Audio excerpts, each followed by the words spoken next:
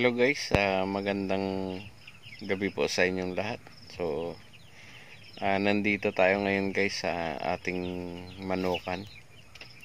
So, dito tayo natutulog guys. Siguro mga 1 week na po ngayon. So, yan guys, update ko kayo ngayon. Time check natin, 11 PM na. So, hindi lang ako makatulog guys, kaya gagawa ako ng video ngayon. So papakita ko sa inyo guys yung itsura, yung update ng mga sisiw natin sa oras na ito. So guys, samahan nyo ako sa video at saka pakitapos nyo po ito. So mas maganda, try natin, puro araw kasi ang ating video, try natin na gabi rin po at makita nyo kung anong itsura. Anong pakiramdam na nasa kayo, sa gitna ng natawag niyan, nasa gitna ng bakanting lote na malayo sa bahayan. So guys, pakita ko sa inyo, samahan nyo ako sa gabing ito. Guys, ayan, ito yung aking mga gamit guys na baon. So mayroon tayong flashlight. Ito guys. Mayroon akong charger guys. Pag nag brown out, syempre may sarili tayong gagamiting ilaw. So may tubig ako. Tapos guys, nagutom ako. Kumain na rin ako ng biskwit. So ito, Ribisco crackers. Tapos ito yung aking higaan guys, yung duyan. Yan, madilim lang. So ito na guys yung ating mga alagang manok. So ayan, may dalawang tubigan sila guys. So hindi na nila kayang ubusin yan, magdamag. Pero ito guys, 70 heads ito, 75 heads. Yan. Madilim lang yan guys kasi yung karton na yan, pangtabon ko yan mamaya dito sa akin tulugan para madilim.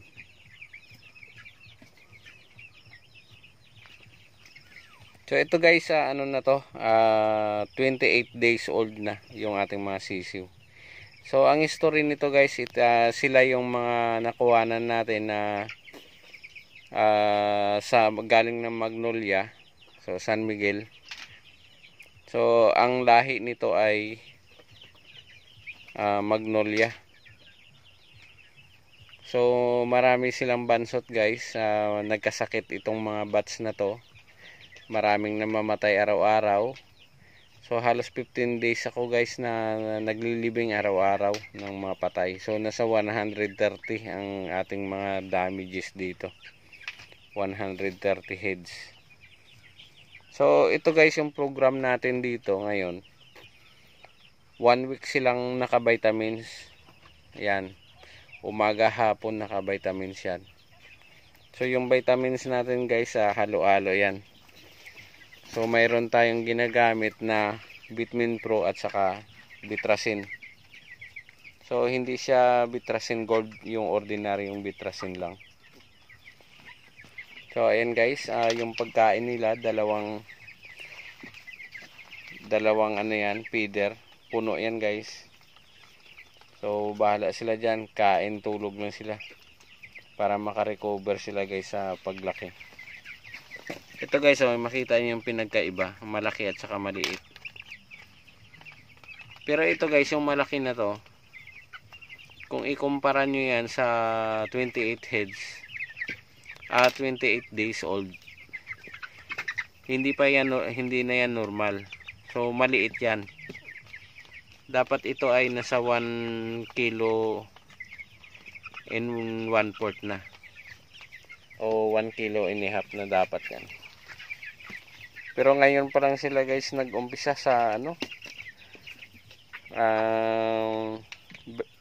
breeder. Integra 2 pala. So pa lang nila yan, kakabukas lang natin ng kanilang isang sako. So late na tong ano nito, late na yung mga sisiw na yan. So yung isang sakong booster kasi halos tumagal din tayo doon, halos 2 linggo na pakain na doon, hindi nila kaya ubusin. Kaya pinaubos muna natin yun guys bago tayo bumili ng Integra 2. Pero ngayon guys, bumabawi na yan. Itong 2 feeder na yan, kulang na kulang yan sa kanila sa magdamag. Mamaya gigising ako alas 4. Lalagyan ko pa yan. So sana ito guys, makabawi tayo dito sa mga sisiw na to. So praying lang po tayo dito. So ito guys, nilalamig. Wala siyang pagkinain.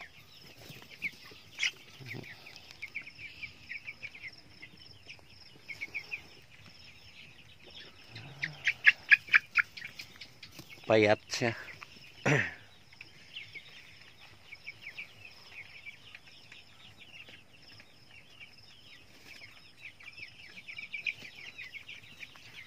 So guys, punta naman tayo dito sa ating sisiw na 4 days old na. So magpa 5 days na po sila bukas ng umaga. So ito guys, tabing lang to. So ayan. Dahan-dahan tayo. Ayan sila guys. So 110 heads po ito. Ayan. So guys, ang tubig nila, ang nakalagay dyan ay antibiotic. So Primoxil po yan ang nilagay natin. So bali naka 4 days na silang naka Primoxil.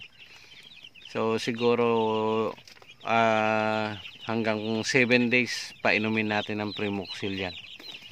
Protection nila yan guys hanggang paglaki nila.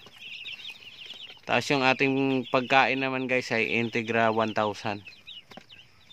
So ito, paubos na rin yata ito. Mayroon pa. So hanggang magdamag na siguro yan. Yan guys, ito kanina kakapalit ko rin to nung bandang alas 10. So tinansya ko lang yung maubos nila hanggang alas 6 ng umaga para makapagpalit na naman ulit tayo ng vitamins. So ito guys, Pure Vitamin Pro ang vitamins ng mga to.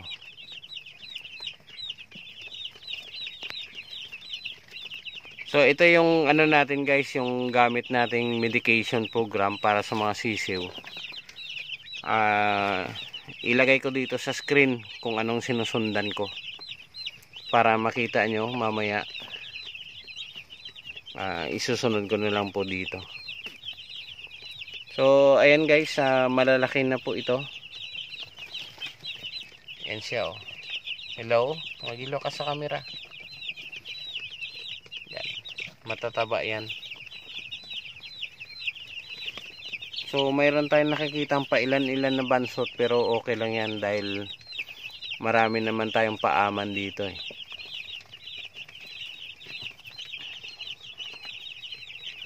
So ayan guys, ano sila, gising na gising.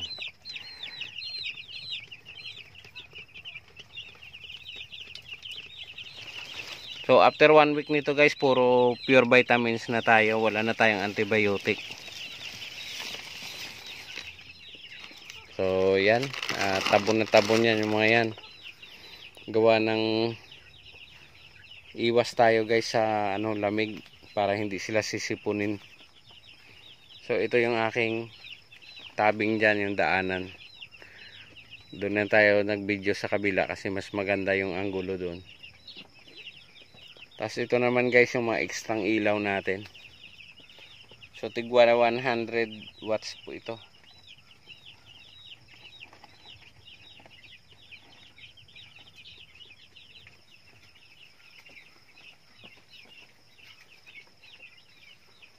So guys, mayroon akong naririnig.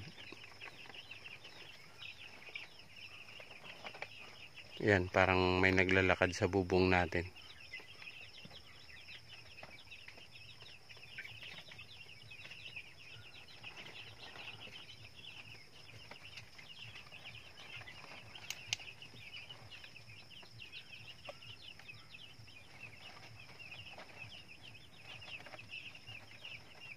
So andito siya guys.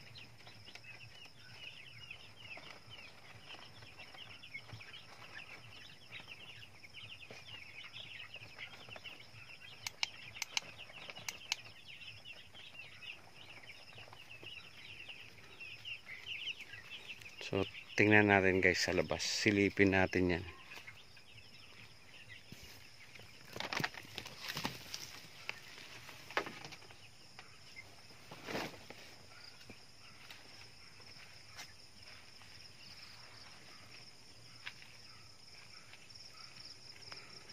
So tingnan natin guys.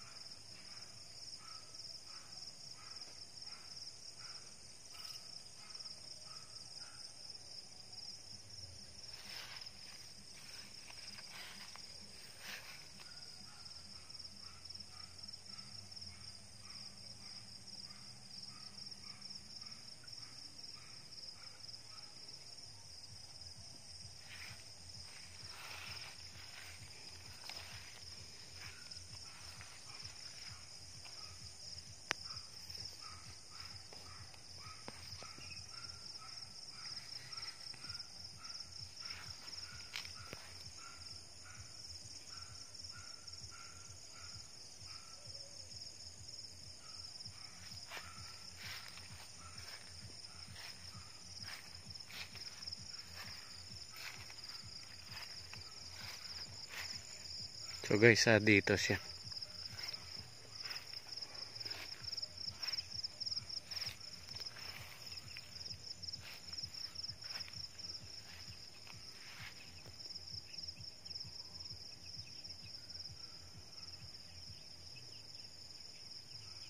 Kung dito siya maglalakad sa taas.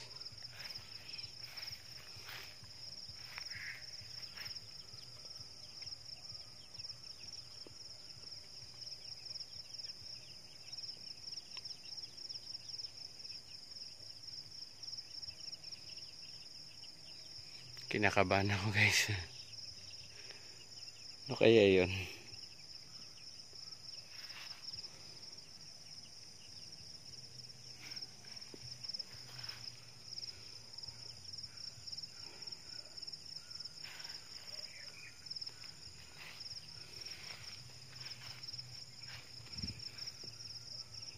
Dito siya guys eh. Sana ano lang. Hindi ko alam kung daga o ano. So guys, mayroon ako nakitang gagamba. Asan na ba siya? Yan.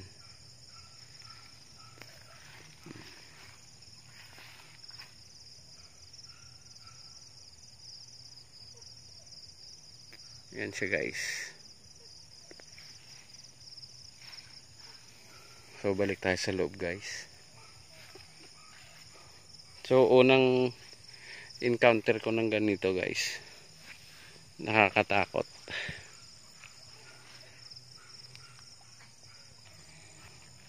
So guys, yung ating bubong gawa sa ano yan, anahaw.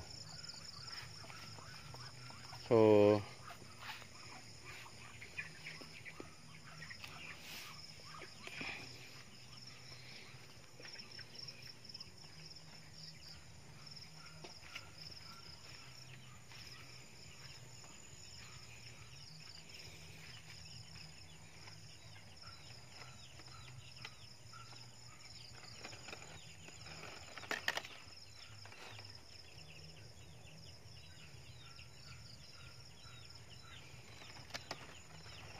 andyan pa rin siya guys eh.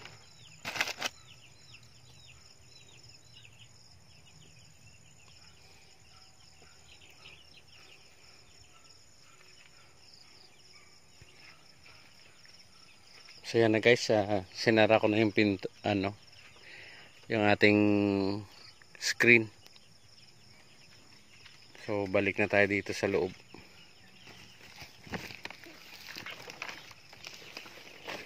So guys, mayroon pa rin, yun andyan pa rin. Wala tayong nakita sa taas pero naririnig ko pa rin yun.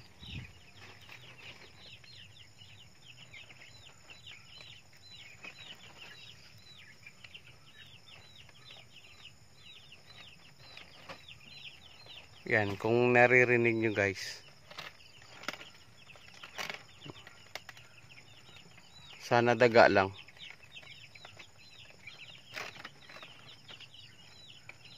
So kung daga man siya, delikado yung ating mga alagang sisiw dito. Pero ito naka-screen yan guys. Mayroon tayong nakalagay na lambat pala. So hindi siya basta-basta makapasok dito.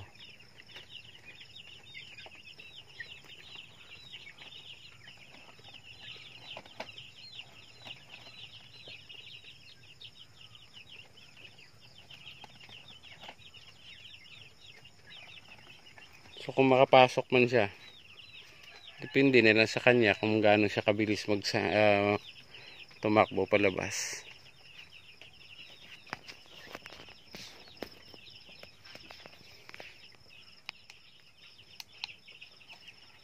So yan guys,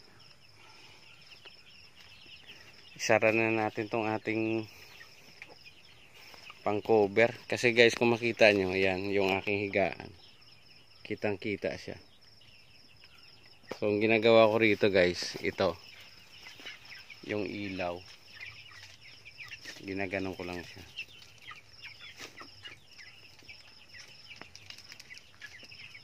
Yan, kailangan bumabalik.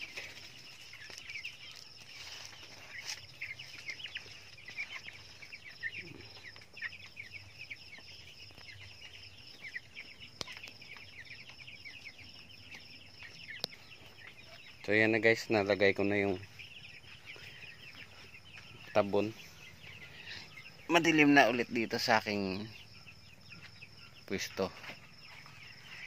So guys, yun, napaka-challenge ng dito, buhay sa may kubo. So nakakatakot din guys. Tulad niyan, no, andyan pa rin siya. Yan. So kailangan talaga natin guys maghanap buhay, kaya lang pag mayroong mga ganito nakakatakot din. So isang problema natin, encounter natin yan. Ewan ko kung makakatulog ako rito ng mga ganito. So bawi na lang tayo bukas ng umaga, kailangan natin magbantay. So nakita niyo naman guys, kanina nag flashlight tayo sa labas, wala. So ganyan talaga guys ang buhay natin bilang isang farmer, chicken farming. So kailangan natin mabuhay, kailangan natin lumaban, kailangan nating magtrabaho kahit takot na tayo o ano. So mawawala rin yan maya-maya, tulog na lang natin. So guys, yan, mamaya update ko kayo ulit. Babangon tayo.